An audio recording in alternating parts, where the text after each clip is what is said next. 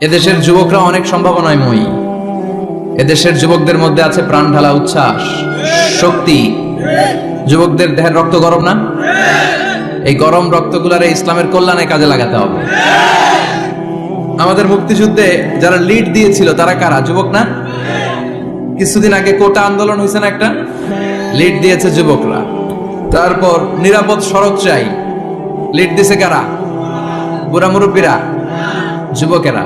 এজন্য যুবকেরা, তোমাদের ইবাদত আল্লাহর কাছে অনেক প্রিয়, তোমাদের কাজগুলোর দাম আল্লাহর কাছে অনেক বেশি। In the day of judgement, কিয়ামতের দিন আল্লাহ তাআলা 7 শ্রেণীর ব্যক্তিকে তার আরশের নিচে ছায়া দিবে। এর মধ্যে দুইটাই হচ্ছে যুবক। এটা হচ্ছে ওই যুবক শাবুন নাশাআ ফি ইবাদাতিল্লাহ, যে যুবক তার যৌবনটাকে আল্লাহর ইবাদতে কাজে লাগায়, যে যুবক তার যৌবন বয়সে পর্নোগ্রাফি দেখে না, হিন্দি সিনেমা দেখে না, অশ্লীল কোনো কিছুই তারা দেখে না।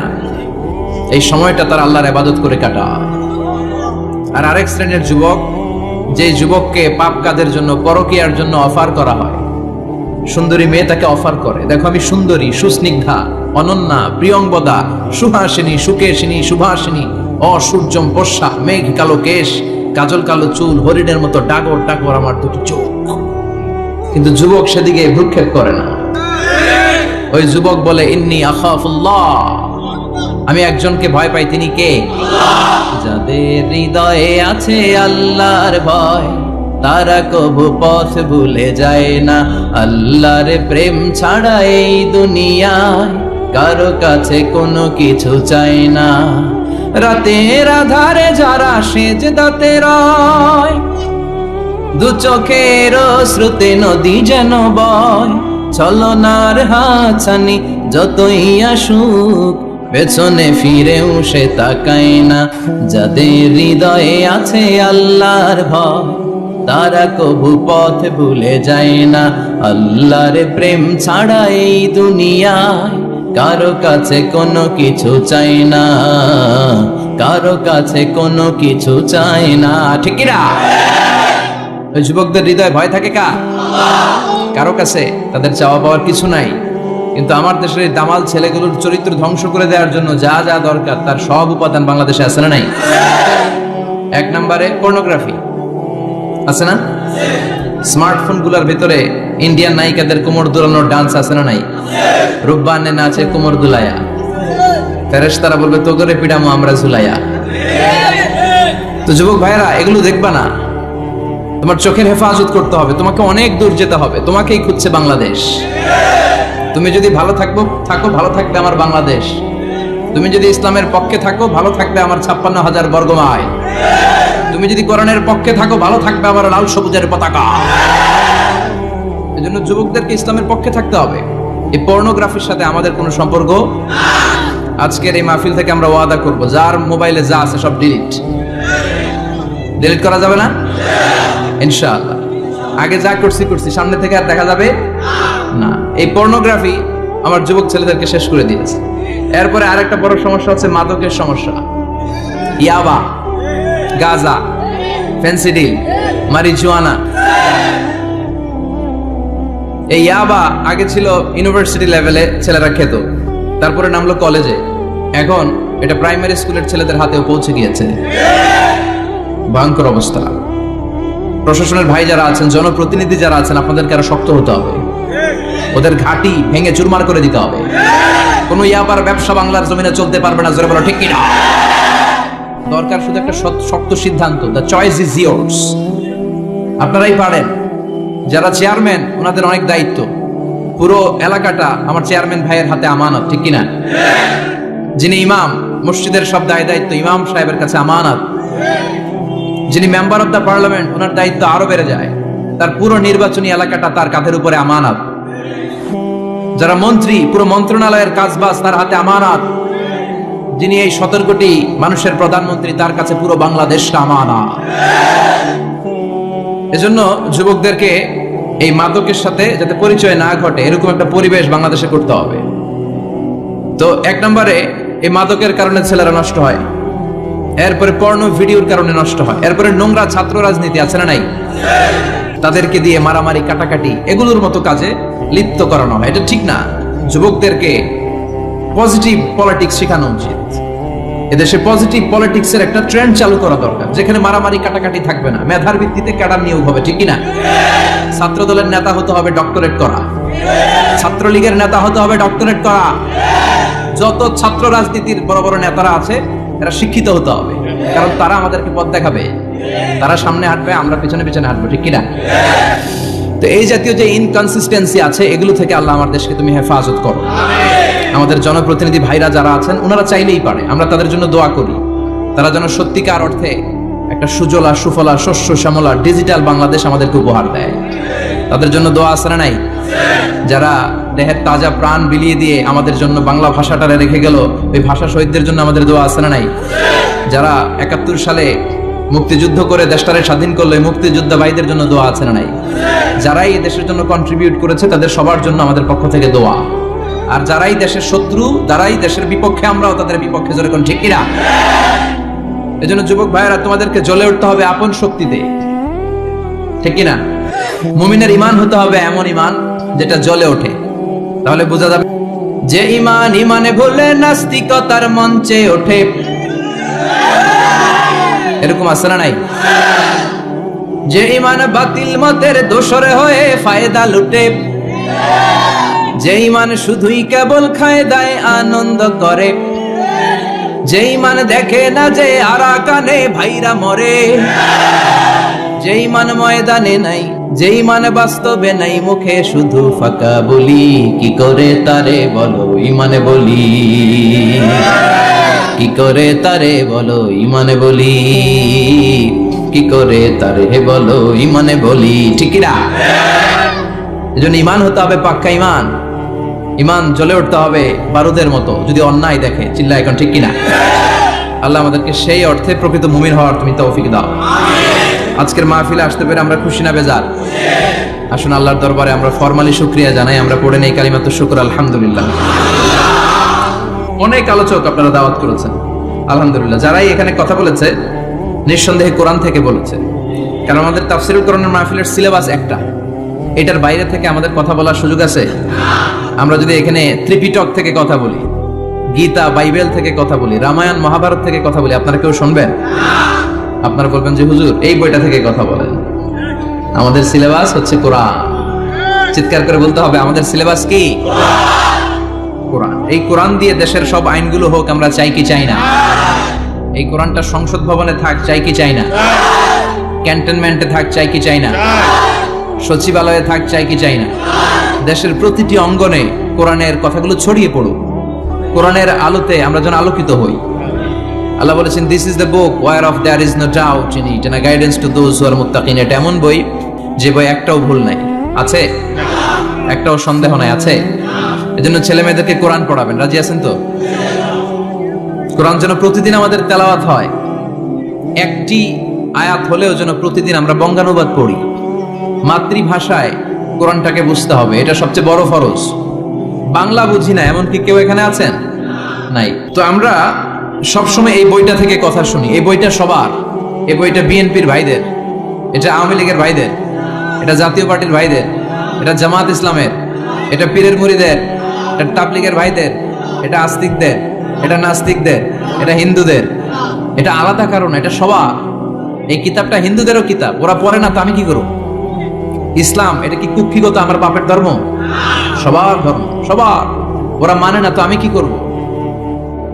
বিশ্বনবী উনি সবার নবী। বিশ্বনবী কি শুধু আমাদের নবী? উনি হিন্দুদেরও নবী, উনি বৌদ্ধদেরও নবী, উনি অগ্নি উপাসকদেরও নবী, উনি নারীদের নবী, উনি পুরুষদের নবী, উনি আরবদের নবী, উনি অনারবদের নবী, উনি বিশ্বনবী।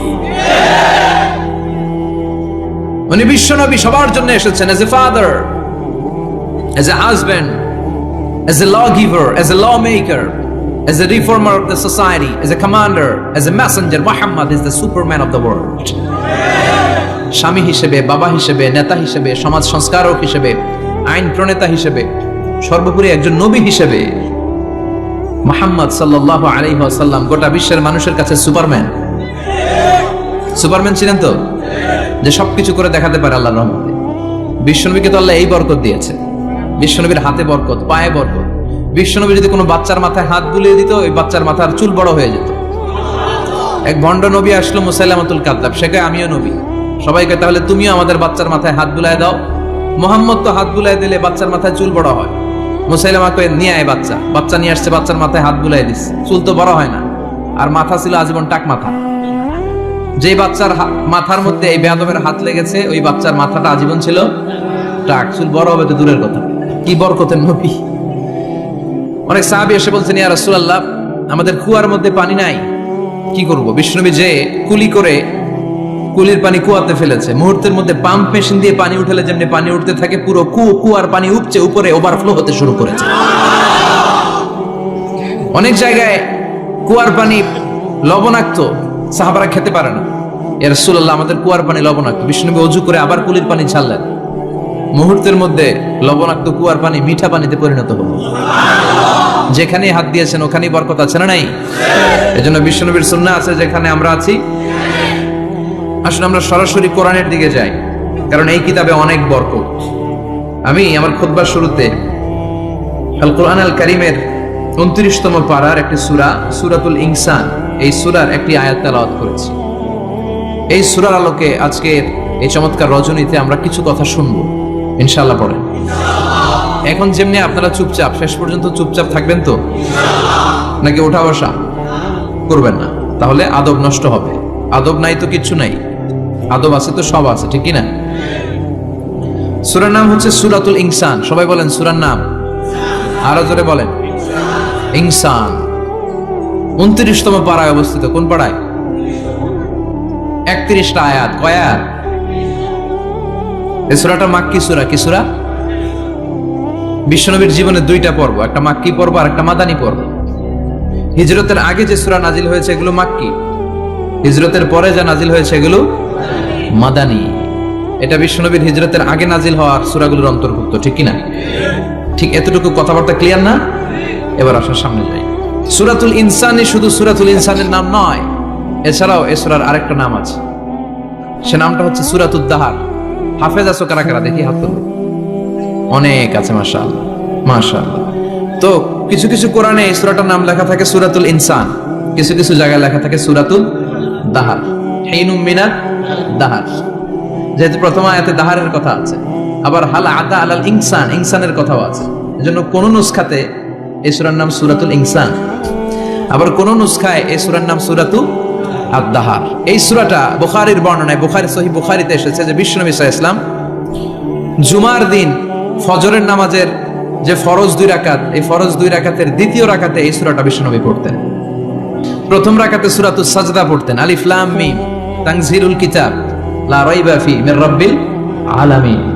প্রথম রাকাতে সূরাতুস সাজদা, আর দ্বিতীয় রাকাতে পড়তেন সূরাতুল ইনসান। সুবহানাল্লাহ পড়েন।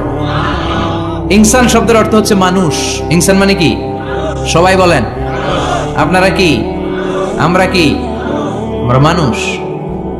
তাই মানুষের নামে আল্লাহ কোরআনে সূরা দিলেন, এজন্য জিনেরা মাইন্ড করার সুযোগ নেই। জিনদের নামেও সূরা আছে। কি নাম? সূরাতুল জিন।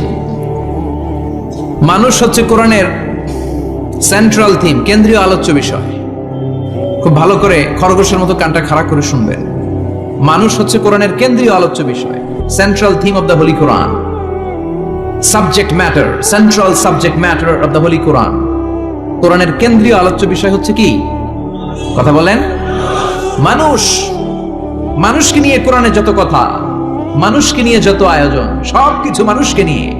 এজন্য মানুষই হচ্ছে কোরআনের কেন্দ্রীয় আলোচ্য বিষয়। চিল্লায় পড়েন আল্লাহু আকবার। আবার আল্লাহ বললেন, গোলাম, এই কোরআনের প্রথম সূরার নাম ফাতিহা, দ্বিতীয় সূরার নাম হলো আল বাকারা। বাকারা শব্দের অর্থ হলো গাভী। আর এই কোরআনের সর্বশেষ সূরার নাম হলো সূরাতুন নাস। নাস মানেও মানুষ। আল্লাহ বুঝাতে চাইলেন, কোরআন শুরু করেছি প্রাণীর নামে একটা সূরা দিয়ে, আর এই কোরআনটারে শেষ করেছি মানুষের নামে একটা সূরা দিয়ে। তার মানে এই কোরআনটা যদি ভালোভাবে হৃদয়ঙ্গম করতে পারো, তোমাদের মধ্যে পশুত্বের যে প্রবৃত্তি আছে, পশুত্ব দূর হয়ে তুমি মানুষের মতো মানুষ হয়ে যাবা। কোরআন পড়লে আপনার মধ্যে পশুত্ব থাকবে না, আপনি মানুষ হবেন, মানুষের মতো মানুষ। কিসের মতো?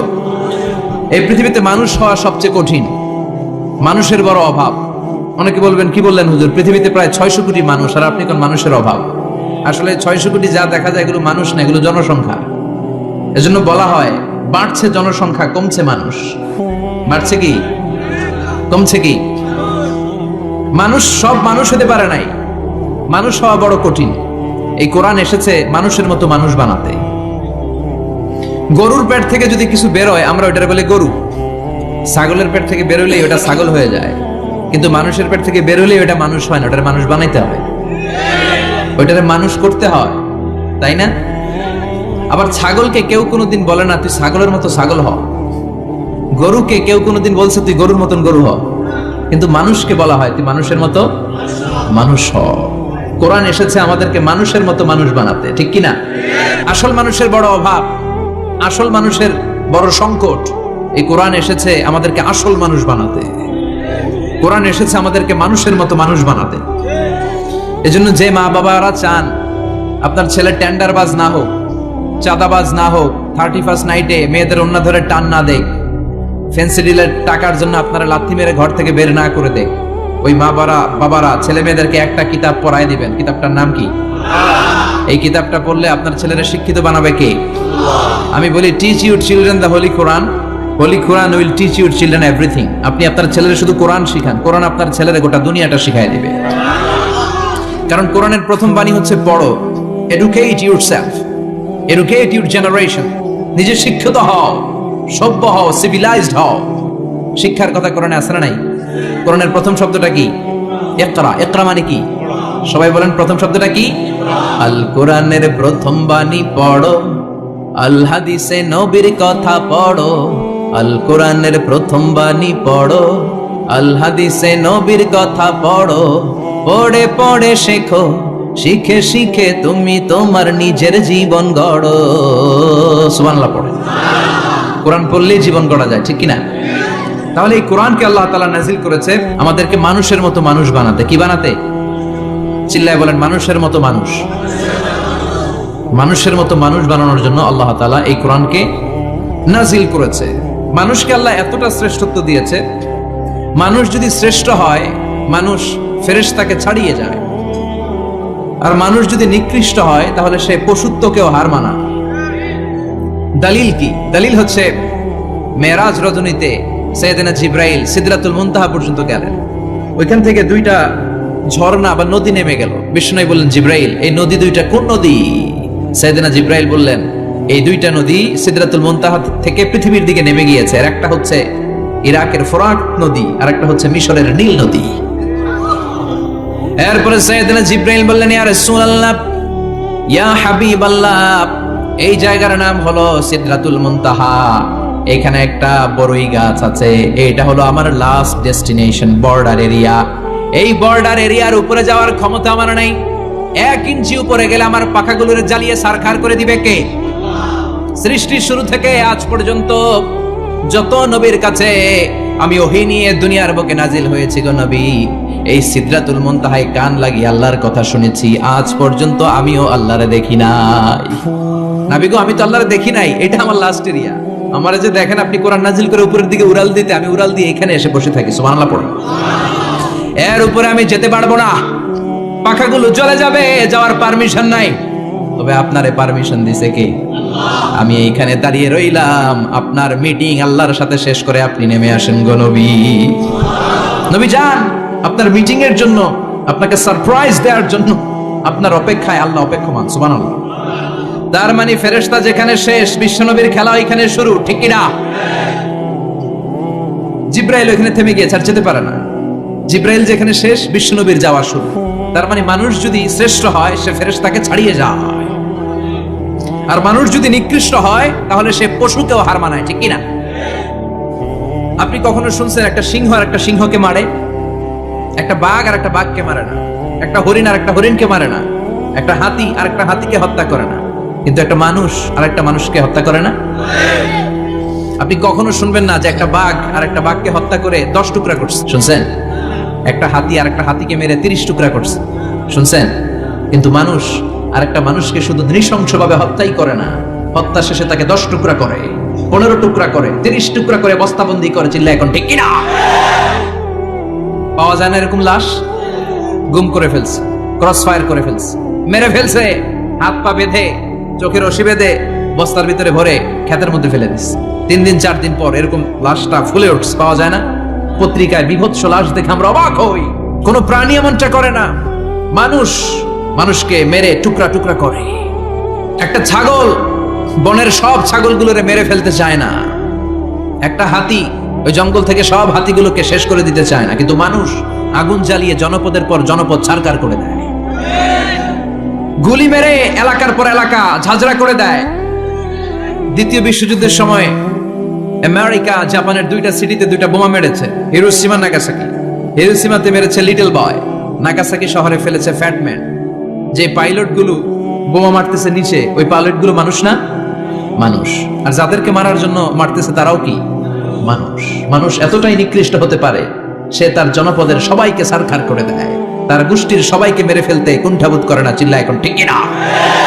এজন্য আল্লাহ ডেকে বললেন, লাহুম কুলুবুল লা ইয়াফকাহুনা বিহা ওয়া লাহুম আ'য়ুনুল লা ইউবসিরুনা বিহা ওয়া লাহুম আযানুল লা ইয়াসমাউনা বিহা উলাইকা কাল আনআমি বাল হুম আযাল উলাইকা হুমুল গাফিলুন। আল্লাহ বললেন ওদের চোখ আছে, ওরা চোখ দিয়ে দেখে না।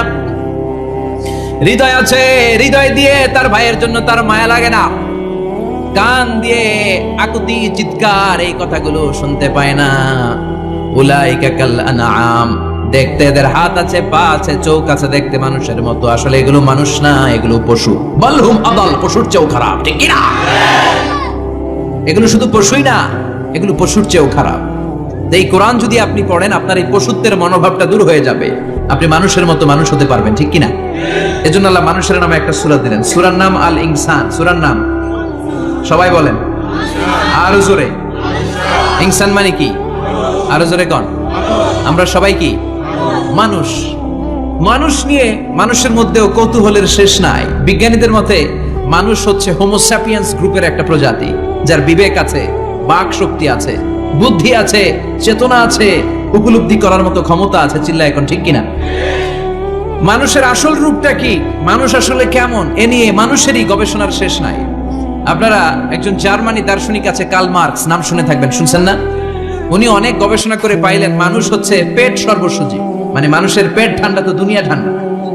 উনি গবেষণা করে পাইছে মানুষের পেট ঠিক তো সব ঠিক।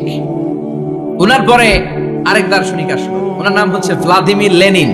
উনার বাড়ি হচ্ছে রাশিয়া, উনি রাশিয়ান স্কলার, ফিলোসোফার। উনি এসে বললেন, না, মানুষের পেট সমস্যা বড় সমস্যা নয়, মানুষের আসল সমস্যা হচ্ছে যৌন সমস্যা, সেক্স সমস্যা।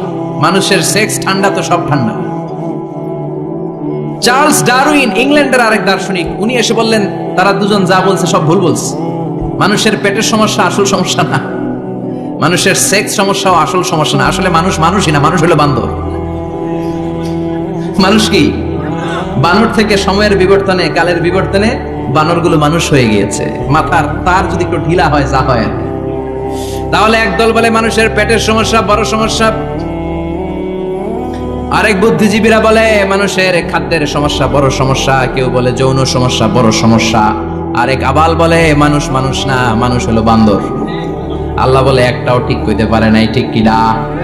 আল্লাহ বলে মানুষ, তাদের পেটের সমস্যা বড় সমস্যা নয়, মানুষের যৌন সমস্যা বড় সমস্যা নয়, কশিন কালেও মানুষ বানর নয়। মানুষকে আমি আল্লাহ নিজ তত্ত্বাবধানে তৈরি করেছি। মানুষ হলো আশরাফুল মাখলুকাত। মানুষ কি? আশরাফুল মাখলুকাত, গোটা সৃষ্টিকুলের মধ্যে সেরা। এজন্য নূরের ফেরেশতাও মানুষকে সেজদা দিতে বাধ্য হয়েছে। চিল্লা এখন ঠিক কিনা?